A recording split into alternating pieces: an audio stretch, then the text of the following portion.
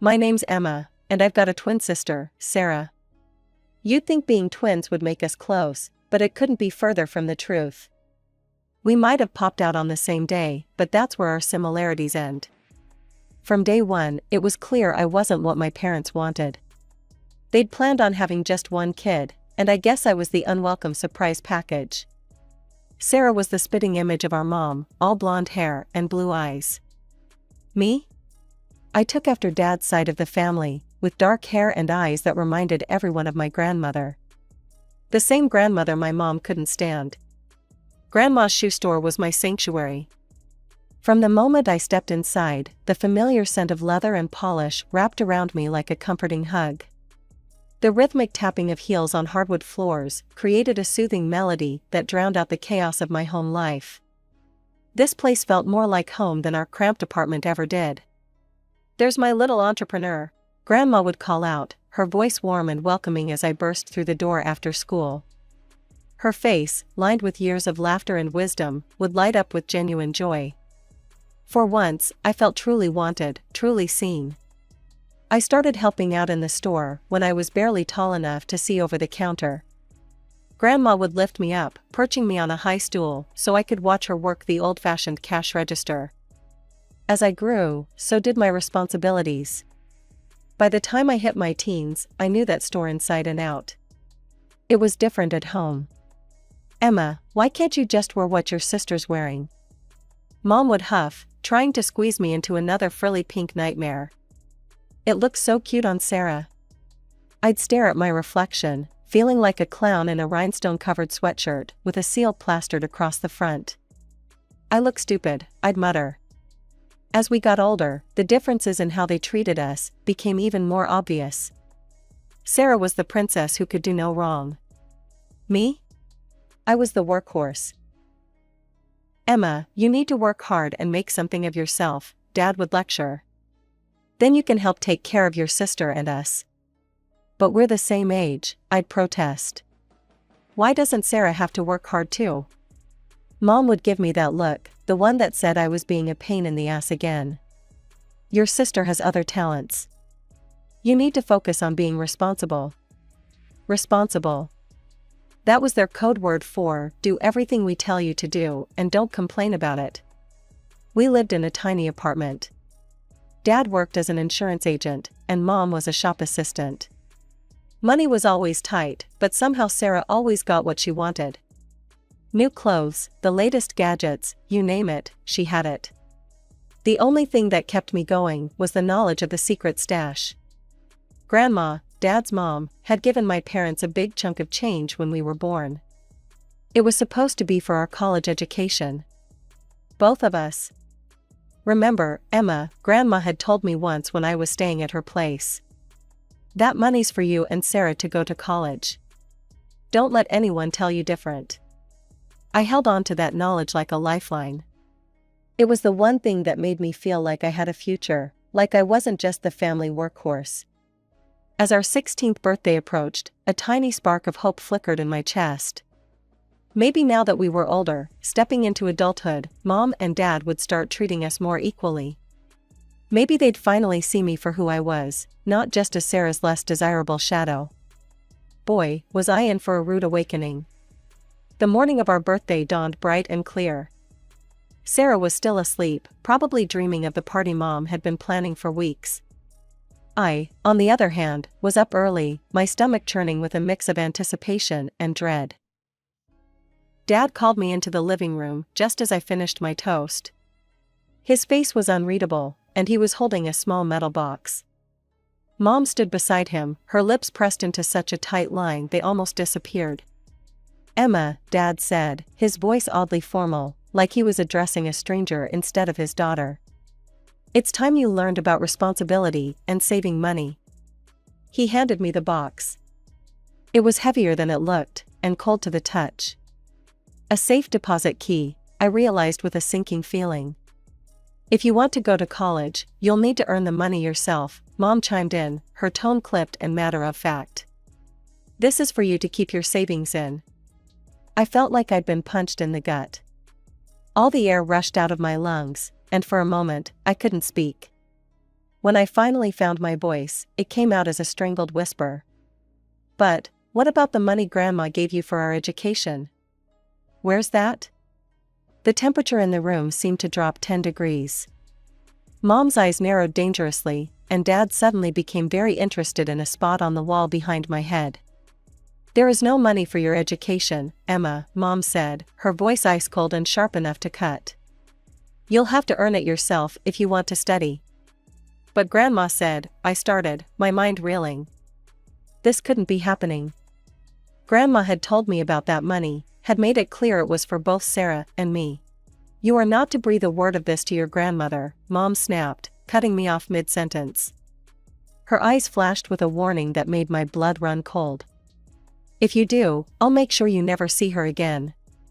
Do you understand? I nodded mutely, my throat too tight to speak. Grandma was the only bright spot in my life, the only person who seemed to truly care about me. The thought of losing her was unbearable.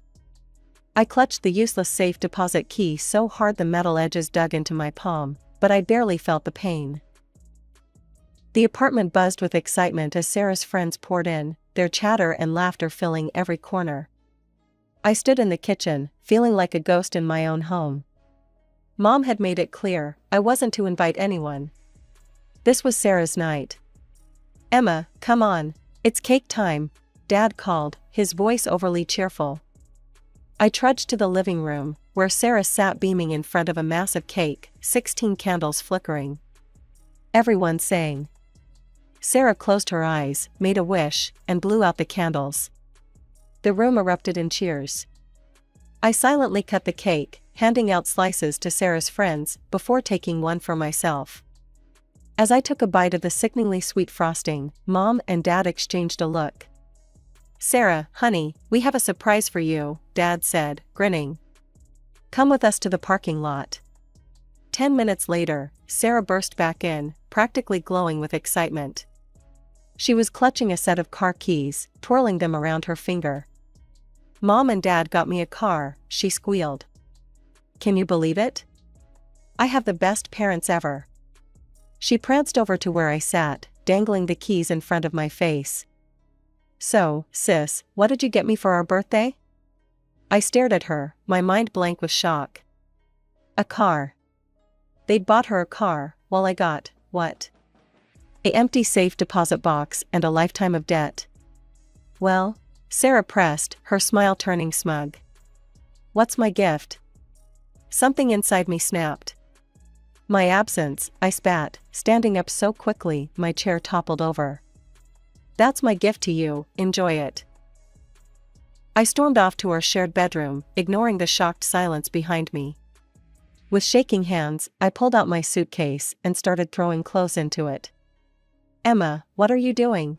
Mom's voice came from the doorway, more annoyed than concerned. I'm leaving, I said, not looking at her. I'm going to stay with Grandma. As I pushed past her, dragging my suitcase behind me, she grabbed my arm. Remember, she hissed, not a word to your grandmother about the car or the college money. Understood? I yanked my arm free and walked out, not bothering to say goodbye. No one tried to stop me. The bus ride to Grandma's seemed to take forever. By the time I got there, it was late evening.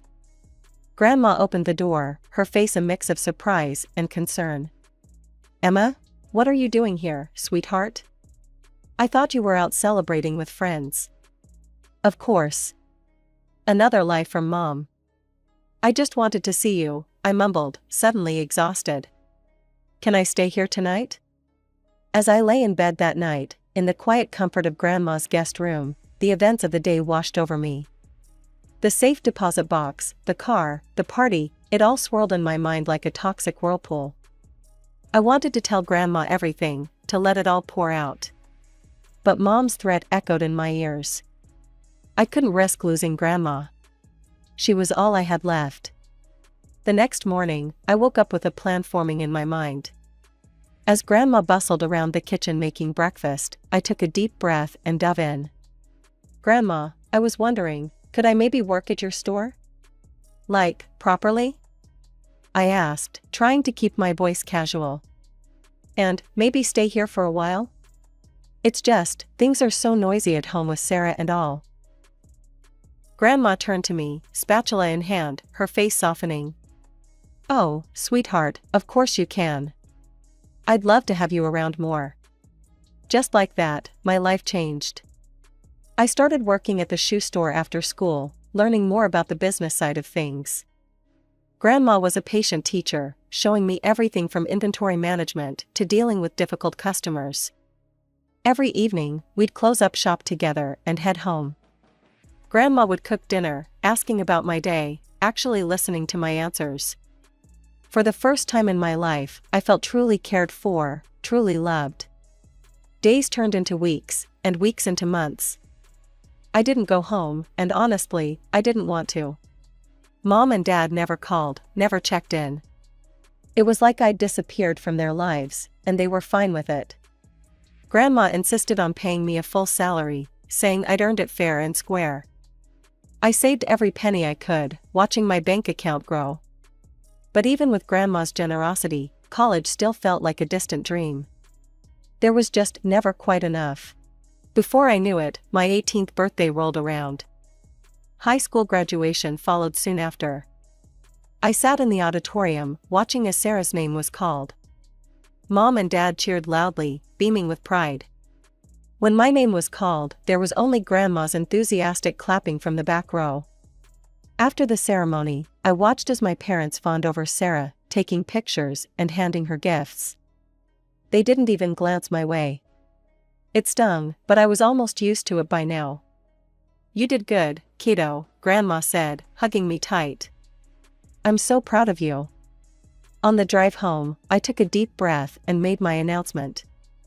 Grandma, I think I'm not going to college this year. Grandma's brow furrowed in confusion. But why, sweetheart?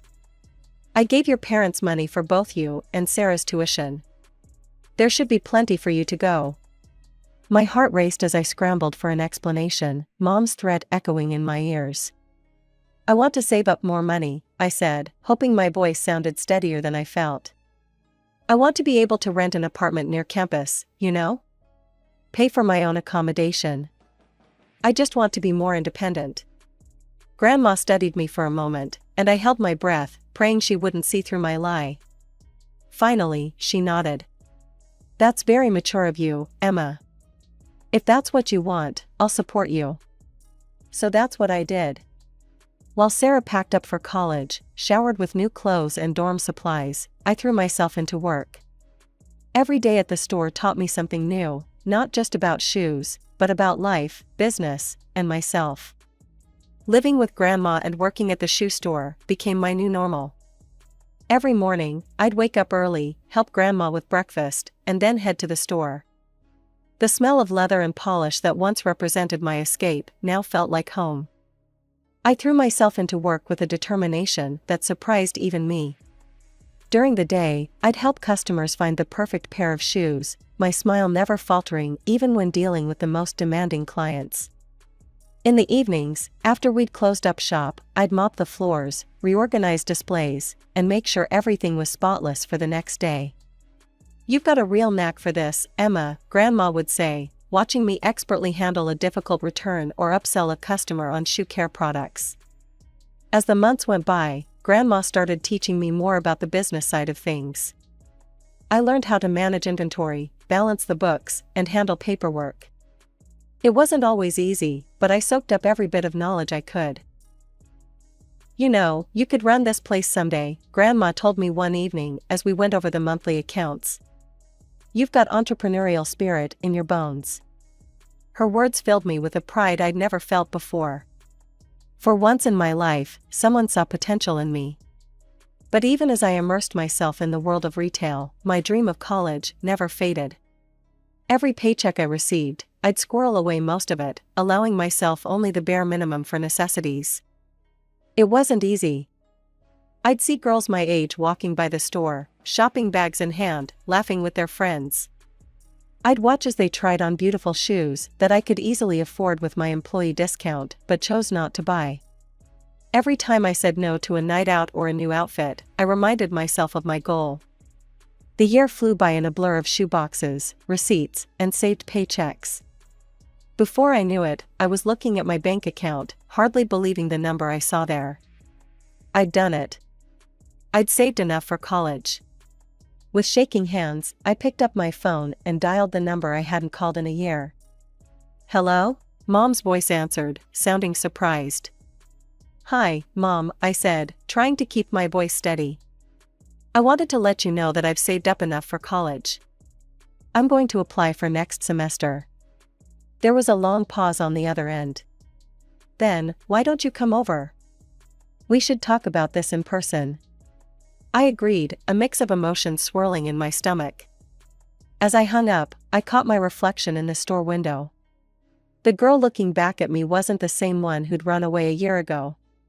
She was stronger, more confident. As I stepped into my old apartment, the familiar scent of home was gone, replaced by the sterile smell of fresh paint and new furniture. Mom greeted me with a forced smile, ushering me inside. "Emma, darling, come see what we've done with the place," she chirped, leading me through the living room. Dad trailed behind us, nodding along as Mom pointed out every new feature. The tour ended at what used to be my shared bedroom with Sarah. Now, it was a Pinterest-perfect space, clearly designed for one. "We had a designer come in," Mom gushed. "Isn't it just perfect for Sarah?" I stood there, feeling like a ghost in my own past. "Where's all my stuff?" I asked, my voice barely above a whisper. "My books, my photos, everything I left behind?" Mom and Dad exchanged a quick glance. "Oh, honey," Mom said, her voice sickeningly sweet. "We had to clear out all that old junk. You understand, right? We needed to make space for new energy." I felt like I'd been punched in the gut. Years of memories, pieces of myself, all tossed away like trash. I blinked hard, fighting back tears. "Why did you ask me to come?" I managed to ask, my voice steadier than I felt. Mom's smile faltered for a moment. "Let's sit down, shall we? I'll make us some tea." Soon, I found myself perched on the edge of the sofa, a cup of tea and a plate of my once favorite cookies in front of me. The sweetness now felt like ash in my mouth. "Emma, sweetie," Mom began, her voice dripping with fake concern. "We're in a bit of a situation. You see, Sarah, well, she decided college wasn't for her. She dropped out after a year." I sat there, stunned. All that money, wasted. Money that was supposed to be for both of us. "The thing is," Mom continued, not meeting my eyes, "we need some help. About $20,000, to be exact." I nearly choked on my tea. "What? But that's most of the money I saved for college." "Oh, Emma," Mom sighed, reaching out to pat my hand. I resisted the urge to pull away. "You don't really need college, do you? You're doing so well at Grandma's store. And living with her, you don't have many expenses." My mind was reeling. I couldn't believe what I was hearing. "Besides," Mom added, her voice dropping to a conspiratorial whisper, "Sarah needs an apartment. She has a boyfriend now, and they want to live together. We thought we could use the money for a down payment on a mortgage." She trailed off, suddenly realizing what she'd said. Her eyes widened as she glanced at Dad, who was looking increasingly uncomfortable. I took a deep breath, steadying myself against the wave of emotions threatening to overwhelm me. The air in the room felt thick, charged with tension and unspoken truths. "No," I said firmly, my voice stronger than I felt. "I won't give you the money. Why don't you sell Sarah's car? Or use the money Grandma gave you for my education?" Mom's face underwent a rapid transformation, first paling to a ghostly white, then flushing an angry red. Her eyes narrowed dangerously. "There is no money left, Emma," she spat, her words dripping with venom. "We spent it all on Sarah's car, the renovations, new furniture, clothes. And now the car's totaled. Sarah had an accident while drunk, so insurance won't cover it." Each word felt like a physical blow. All that money, meant for my future, gone. Squandered on frivolities and Sarah's recklessness. Besides, Mom continued, her voice abruptly shifting to a sickeningly sweet tone that made my skin crawl, girls don't really need college. You should focus on finding a good husband. The casual dismissal of my dreams, my hard work, my entire future, ignited a fire in my chest. What about my interests? I asked, my voice shaking with a mixture of rage and disbelief. What about what I want? Mom waved her hand dismissively, as if swatting away an annoying fly. We are thinking of your interests, Emma. This apartment will be yours after we're gone. Isn't that enough? I couldn't help it, I laughed. I don't want your apartment. I want an education. I worked hard to save that money, and it's mine. Mom's face contorted with fury, transforming her features into something almost unrecognizable. She loomed over me, her voice dropping to a menacing growl that sent chills down my spine. You will do as you're told, Emma. Give us the money, now. But something had changed within me. The fear that had kept me compliant for so long shattered, replaced by a steely resolve. With a swiftness that surprised even me, I ducked under her outstretched arm and bolted for the door.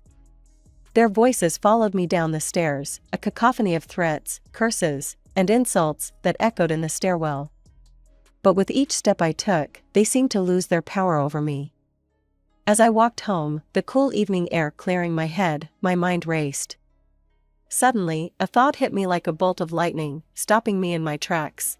Why hadn't I told Grandma about the money? The money she'd given my parents for my education, which they'd squandered on Sarah? The realization washed over me in waves. I'd been silent out of fear, paralyzing fear that Mom would follow through on her threat to keep me from Grandma. But I was 18 now. An adult. They couldn't control me anymore, couldn't dictate who I could or couldn't see. As soon as I stepped into Grandma's house, the words tumbled out of me like a dam breaking. I told her everything, about the money she'd given my parents for our education, how they'd spent it all on Sarah, how they'd forced me to earn my own way and then tried to take that from me too. Grandma listened, her face growing more thunderous with each revelation. When I finished, she was silent for a long moment, her hands clenched tightly in her lap. Those lying, manipulative. She muttered, then took a deep breath. Emma, I'm so sorry. I should have checked up on this years ago. Before I could respond, she was on her feet, phone in hand. I watched in a mixture of awe and trepidation as she dialed my parents' number. The conversation that followed was like watching a storm roll in. At first, my parents denied everything. But Grandma was relentless, her voice rising with each lie they told. Finally, they cracked, admitting to everything. How dare you? I heard Dad yell through the phone. Emma, you ungrateful snitch. Grandma's eyes flashed dangerously. Don't you dare speak to her like that, she snapped, then hung up. She turned to me, her face softening. Emma, sweetheart, I promise you this, I will protect your interests. You focus on your future, and let me handle them. Over the next few weeks, I threw myself into college applications. It felt surreal, finally pursuing my dreams without the weight of my family's expectations holding me back. Then, out of the blue, Sarah called. Hey, sis, she chirped, as if the last few years hadn't happened. I need a favor. Can you lend me $4,000? I nearly choked. What for? There's this amazing online course on how to seduce rich men, she explained, excitement in her voice. I'm gonna land myself a millionaire, get rich quick. I'll pay you back, promise. I couldn't believe what I was hearing. Sarah, that's insane. And gross. I'm not funding that. Oh, come on, she whined. Don't be such a prude. I broke up with Jake. I don't want some boring, ordinary life. I want wealth, luxury. No, I said firmly. Absolutely not. Don't call me again for stuff like this. I hung up, feeling a strange mix of pity and disgust. That was the last time I spoke to Sarah or my parents. Months passed. I started college, majoring in business management. Every day felt like a gift, learning, growing, becoming the person I was meant to be. One weekend, Grandma came to visit. As we sat in my tiny dorm room, she dropped a bombshell. "Your parents had to sell the apartment," she said. "They're drowning in debt, loans they took out for Sarah's schemes. They showed up at my door, asking to move in." My breath caught. "What did you say?" A small, satisfied smile played on Grandma's lips. "I told them exactly where they could go. Reminded them of how they'd treated you, how they'd lied to me. They're not my problem anymore." I hugged her then, tears in my eyes. "Grandma, thank you. For everything.